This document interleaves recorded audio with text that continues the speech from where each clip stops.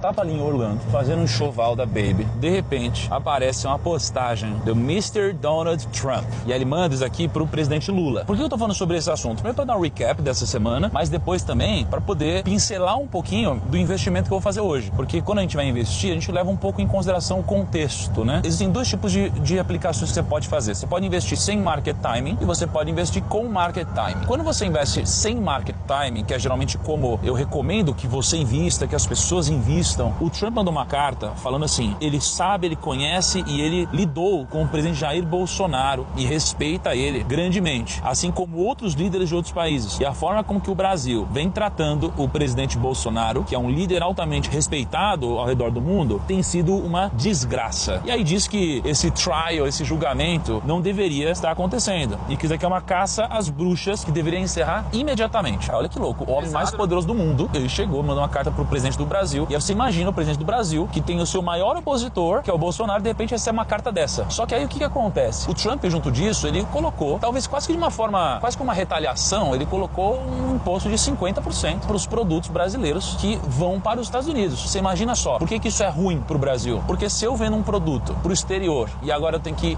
incluir mais imposto para ficar mais caro o produto, eu perco competitividade. Então o americano que vai comprar, ele vai ter outras opções mais baratas. Então ele pode importar alguma coisa da China, ele pode importar uma coisa de algum outro lugar. E isso tudo vai ter impacto porque o Brasil vende menos. E se o Brasil vende menos, o nosso superávit pode acabar invertendo um pouco a mão, pode ser reduzido. E aí o Brasil começou a ficar desesperado. Aí a gente tem uma polarização muito grande. Por que tem uma polarização muito grande? No Brasil você tem essa polarização da direita e da esquerda, onde a direita geralmente é um pouco mais pró, menos impostos, mais empreendedorismo, menos auxílio do governo. E do outro lado você tem uma esquerda onde geralmente você tem mais um Estado mais pesado, foco mais no trabalhador, o empresário tem que pagar mais imposto, rico tem que ser taxado. Então, claro que eu generalizei, mas você tem um pouco dessas duas vias acontecendo. Aí a direita, quando olhou para isso, começou a ovacionar. Falou assim, caraca, o Donald Trump, ele decidiu fazer isso. E olha aqui como o Bolsonaro estava certo.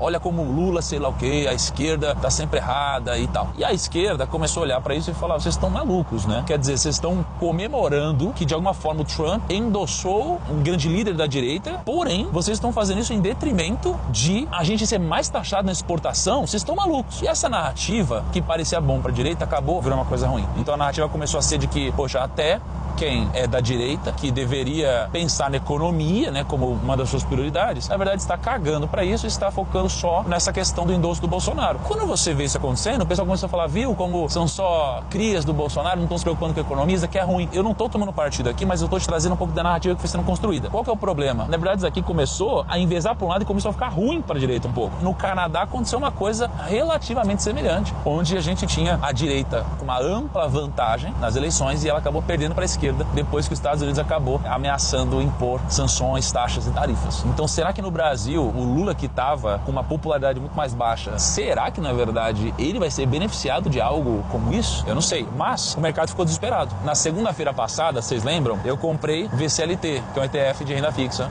em dólar. Então, eu investi em dólar mais 6%, mais ou menos, só que eu peguei dólar tipo 5,43 por aí. E o dólar chegou a bater 5,60 quase, porque o dólar sobe naturalmente. As pessoas ficam com medo, né? Nessa situação, o dólar sobe, a gente tem grandes problemas. E aí eu tava nos Estados Unidos, até fiz uma enxoval lá, comprei um monte de coisa no cartão de crédito. Putz, cara, vai chegar na fatura, fechamento do cartão, talvez eu perca um pouquinho, mas pelo menos eu mandei 1 milhão pra fora segunda-feira, agora vocês viram aí. Outra coisa, o Bitcoin, no meio disso, estourou, foi loucura. Você viu quanto que dá o Bitcoin, Júlio? Máxima histórica, né? 118 mil dólares. Agora sim, você tem Bitcoin, Julinho? Ah, tem um pouquinho. Tem um pouquinho? Então toca aí.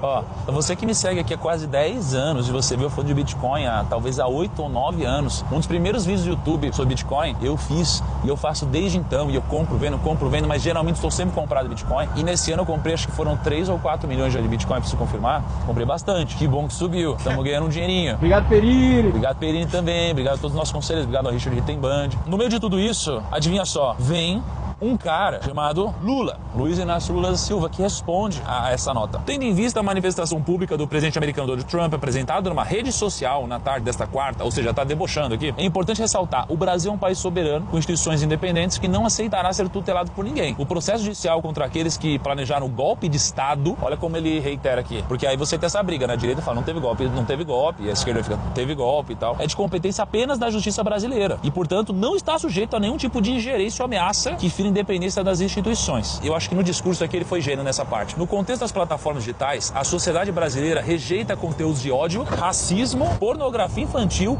golpes, fraudes, discursos contra os direitos humanos e a liberdade democrática. Ou seja, o que está acontecendo aqui, de acordo com a esquerda, é quase que uma violação dos direitos à liberdade democrática. Só que aí ele bota no mesmo bolo, ele bota aquele seu contra o ódio, o racismo, pornografia infantil, fraudes, ele bota tudo no mesmo bolo para quase que trazer esse discurso de vilões contra nós. E eu acho que aqui, sinceramente, foi um contexto genial o que aconteceu. Aí ele diz aqui que é falsa informação, porque o Trump falou que o Brasil não estava sendo um bom parceiro comercial. Ele falou que é falsa informação, que sinceramente não sei o quanto faz sentido, porque numericamente está certo, esse é o número aqui. Mas talvez quando o Trump falou sobre não ter sido um bom parceiro, talvez não tenha sido exatamente sobre isso, tenha sido uma ótica de o como poderia ser a parceria, né? Mas também pode ter sido simplesmente um migué, porque não era essa mensagem importante para ele. E ele termina com a soberania, o respeito à defesa intransigente dos interesses do povo brasileiro, são os valores que orientam a nossa relação com o mundo. Então assim, basicamente, caguei, vão pra porrada, e aí depois eu ouvi, posso estar enganado, posso estar desatualizado agora, que estavam estudando a lei da reciprocidade, que é sobre devolver 50% também de imposto pros americanos. Aí você imagina a gente pegar um iPhonezinho, que já não é a coisa mais barata do mundo, Julinho? É isso, né? Vamos lá, você já leu algum livro do Trump? Não. O Trump, ele tem uns livros bem legais, assim. É muito interessante porque ele ensina como ele negocia. Tem um livro que fala sobre negociação, e na estratégia de negociação do Trump, ele sempre faz a mesma coisa. Ele sempre joga algo que é absurdo, depois ele vai voltando. Você pega e você vai pedir aumento. Sei lá, você ganha 3 mil reais. Quanto você quer ganhar de aumento? Você fala, não, eu quero ganhar 20 mil. Quê? Aí de 20 mil ir pra 10 não parece tão louco assim. Você entendeu? Agora quando você pede um aumento, você fala, não, eu quero ir de 3 pra 5. Você fala, então pega 4. Sei lá, entendeu? Bom saber, Tio. Obrigado. Assim, mas que você... Mas a gente já sabe, né? Que você tá ganhando bem demais, né, Julinho? Eu sei de onde veio essa informação, tá? E aí, o que me preocupa, Júlio? Você sabe qual é o segmento, o setor mais forte da economia no Brasil? É o agro. O agro, ele responde por algo entre 23% e 29% do PIB, né? Ele estava respondendo por 23, 24, eu vi uma projeção para 2025 que seria maior ainda. Boa parte do agro a gente exporta. Então a gente está, enfim, a gente está aqui no avião, a gente está indo agora visitar as estruturas da Girassol, na verdade. É uma das maiores empresas do agro no Brasil e tem um grande evento do agro amanhã, onde vão estar os maiores produtores de algodão do Brasil. E aí nesse evento vai estar também figura de CEO do Rabobank, se não me falha a memória, o banco que mais fomenta crédito para o agro, em especial, né? Não para o agro inteiro. E aí a gente também vai ter a VEG, que é uma empresa gigantesca, então grandes representantes, e a Girassol. Como a gente vai estar com eles lá, e a gente teve essa notícia, Trump, tarifa, que jogou o preço de ações para baixo, são uma série de coisas que aconteceu, eu tô cogitando pegar o meu dinheiro hoje e dar um truco no Donald Trump. Ele anunciou, pum, as empresas do agro caíram. Caíram assim, 4, 5%, na hora, na lata. Sinceramente, acho difícil manter uma taxa de 50% assim. E hoje, o agro, ele tá muito subvalorizado, então eu vou pensar o que eu faço com o meu capital. Talvez vá para essa linha, talvez não vá. Vamos esperar pousar, conversar com a turma, discernir um pouquinho, estudar um pouco, que é os bons conselheiros hoje, né? Cara, eu tô em dúvida. Precisa parar pra dar uma olhadinha no mercado.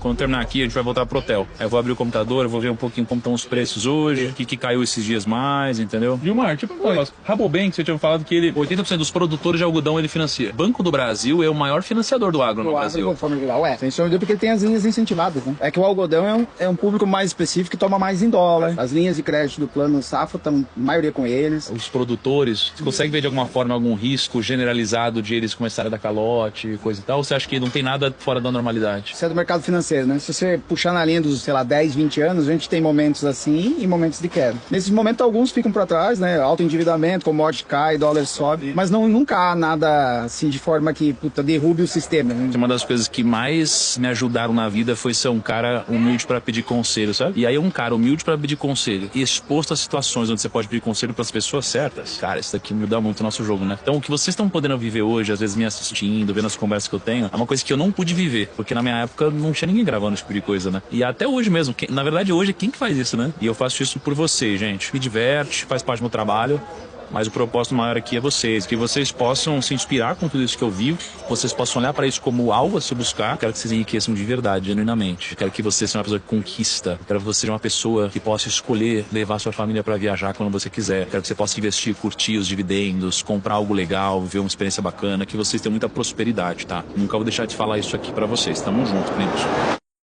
Estamos voltando de Rondonópolis, falamos com geral. Conversei com o CEO da Rabobank, conversei com o diretor da VEG, conversei com uma turma da Girassol, conversei com um monte de gente. Até com a turma que vem de Pilatos aqui, ó. E não cheguei à conclusão do que fazer com o meu dinheiro essa semana. Legal. Mas tô com muitas informações e muitos conceitos. Eu vou passar o final de semana pensando, ver se segunda-feira eu chego a alguma conclusão. E aí, obviamente, eu gravo pra vocês. Mas isso aqui é um processo real, tá, gente? Não é inventado, é um migué. Eu realmente... É o meu dinheiro de verdade, né? Então eu preciso tomar a decisão consciente. Vamos voar agora, pegar o nosso 18º avião na semana. Mas agora é um PC-24, graças a Deus. E é isso. Valeu. Nos vemos daqui a pouco.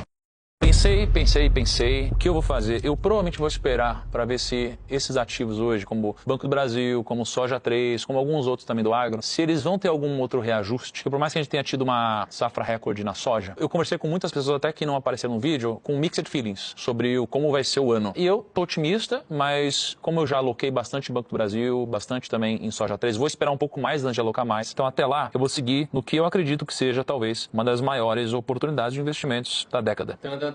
Que eu tenho falado pra vocês tanto, que é muito simples, né? Posso chutar? Chuta aí. Renda mais. Você é um vidente, hein, cara? Eu sabia. Tesouro Renda Mais. Eu só... Ixi, acho que eu preciso gastar um dinheiro aqui pra aplicar, vamos ver. Ó, tá numa reunião, eu acabei de sair correndo aqui, porque o Robson resgatou pra mim o dinheiro, fazer a aplicação. Vamos lá, direto. Cadê aqui você? Aqui, danadinho. Tesouro Renda Mais, aposentadoria extra 2065. IPCA mais 6,93 hoje. Então, IPCA mais 6,93, R$1 milhão e R$1, confirmar investimento, é isso. Obrigado por isso, viu? Pronto. Ir para ordens, tesouro direto. Pronto. E mais, tá aqui mais uma semaninha de investimentos. E espero vocês na nossa próxima semana. Agora chegou minha esposa linda, maravilhosa. Coincidência. Beijo. Tchau, gente. Até semana que vem.